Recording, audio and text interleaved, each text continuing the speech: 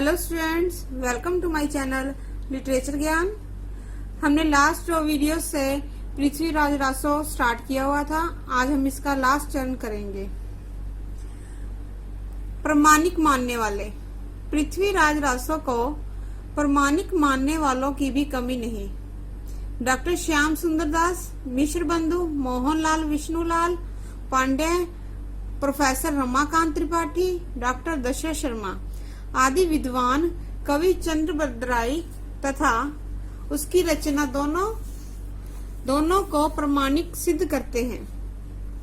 इस वर्ग के आलोचकों के अनुसार यह पुस्तक अपने मूल रूप में प्रमाणित है। इसका लघुतम संस्करण आरोपों से सर्वथा मुक्त है। इसकी प्रमाणिकता पर विश्वास करके ही कर्नल टॉड ने इसके लगभग 30,000 पद्यों का अंग्रेजी में अनुवाद किया। इनकी निम्नलिखित मुख्य मान्यताएं हैं। सर्वप्रथम, रासो मात्र इतिहास नहीं बल्कि काव्य ग्रंथ है। काव्य में कल्पना को एक अनिवार्य तत्व माना जाता है। अतः कवि चंद ने पृथ्वीराज चौहान के शौर्य का वर्णन करने में यदि अतिशयोक्ति अर्थात बढ़ा चढ़ाकर बताना से काम लिया है तो कोई बड़ी बात नहीं है। लघुतम संस्करण में 4 क्षत्रिय कुलों की यज्ञ कुंड से उत्पत्ति का वर्णन इस रचना में कहीं नहीं है। इसकी वंशावलियां भी पृथ्वीराज विजय नाटक से पर्याप्त साम्य रखती हैं। इस प्रति में केवल इच्छनी का विवाह प्रसंग है। पृथा के समर सिंह के साथ विवाह की घटना भी इसमें नहीं है। मोहनलाल विष्णुलाल पांड्या ने विक्रम शाक आनंद के आधार पर आनंद संवत की कल्पना करते हुए काल वैषम्य को भी समाप्त करने का प्रयास किया है। उपरोक्त समस्त तथ्यों की छाया में डॉक्टर श्याम सुंदर दास कहते हैं कि पृथ्वीराज रासो वीरगाथा काल की सर्वाधिक महत्वपूर्ण रचना है। इस काल की जितनी सफल झलक इसमें है अन्यत्र नहीं, क्योंकि नागरी प्रचारणी सभा ने इसकी प्रमाणिकता के संबंध में कुछ परवाने और पट्टे प्रकाशित किए थे। उन्हें हम झुटला नहीं सकते।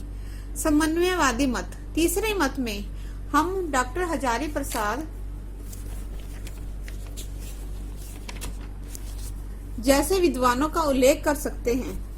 इस मत के विद्वानों का दृष्टिकोण केवल अधिक उदार और समन्वयवादी है। उनके अनुसार जिन सर्गों का आरंभ शुक शुकी संवाद से होता है वही प्रमाणिक घटनाएं हैं। इनका इतिहास से तालमेल ठीक बैठ ही जाता है। उनके अनुसार रासो के निम्नलिखित अंश प्रमाणिक जान पड़ते हैं।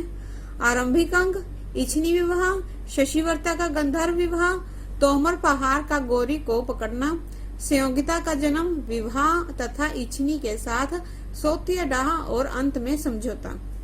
इन भागों में प्रयुक्त भाषा भी विशुद्ध तत्कालीन ही है। भाषा में विषय अनुकूल ओज आदि गुण पूरंत विद्यमान है। इस कारण रासो के ये भाग सभी दृष्टियों से अत्यंत सजीव और पूरंत युग अनुकूल हैं। रासो के वर्णनों को पढ़ने से यह स्पष्ट विदित होता है कि पृथ्वीराज के दरबार में चंद नाम का कोई कवि था और उसने पृथ्वीराज रासो नामक ग्रंथ की रचना भी आवश्यक की थी। हाँ, आज उपलब्ध रासों में प्रक्षिप्त अंश भी बहुत हैं। अतः उसे ना सर्वथा प्रमाणिक रचना स्वीकार किया जा सकता है और ना सर्वथा अप्रमाणिक रचना। इसे अर्ध प्रमाणिक रचना कहना अधिक उपयुक्त है।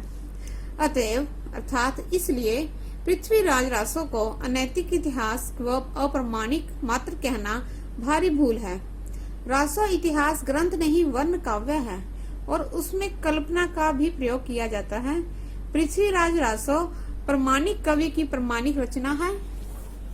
यह हमारा आदि महाकाव्य है। वीर काव्य परंपरा में शीर्ष स्थान का अधिकारी है। तटस्थ दृष्टि से देखे तो चंद्र बरदाई और उनका पृथ्वीराज रासो दोनों ही ऐतिहासिक और प्रमाण पुष्ट हैं। उसमें बहुत अधिक प्रक्षेप ऊपर से और मिलाना होने से यानी कि अधिक जोड़ना उसके अंदर होने से उनका रूप विकृत अवश्य हो गया है, पर इस विशाल ग्रंथ में सार भी अवश्य है। धन्यवाद।